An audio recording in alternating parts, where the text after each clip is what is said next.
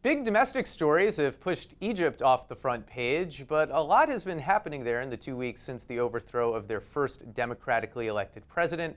So let's get caught up. Tuesday, a new cabinet was sworn in, just hours after at least 7 people died in clashes between police and supporters of ousted President Mohamed Morsi. Recently, the U.S. sent its second highest-ranking diplomat, Deputy Secretary of State William Burns, to Cairo, and he seemed to signal a shift in America's position towards Egypt. The Post's Abigail Hauslohner is in Cairo. Abby, what is this subtle, maybe, U.S. shift? Well, if you compare Washington's stance a couple of weeks ago before this popular coup took place, we saw Washington sort of very hesitant to back a military coup here, obviously. The Obama administration, particularly through the ambassador here in Egypt, was warning against the dangers of mass protests and violence in the street that would risk, unseating a democratically elected president. Now we're seeing, through William Burns, we're seeing the U.S. throw its weight more behind this coup. It appears to be throwing its lot in with the new government, Egypt's new interim leaders, including a civilian president and prime minister, and now a new cabinet today. Yeah, so we get the new cabinet today, but it doesn't seem to really encompass the entire spectrum of Egyptian politics.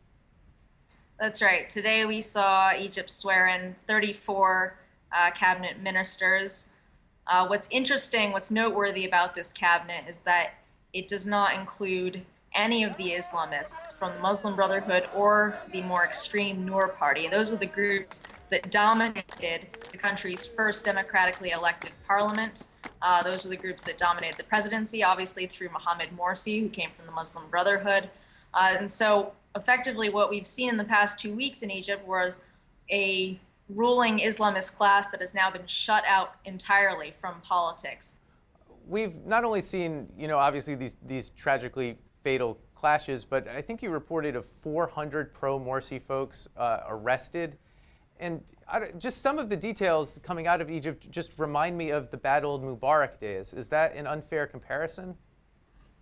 No, that is a fair comparison in some ways.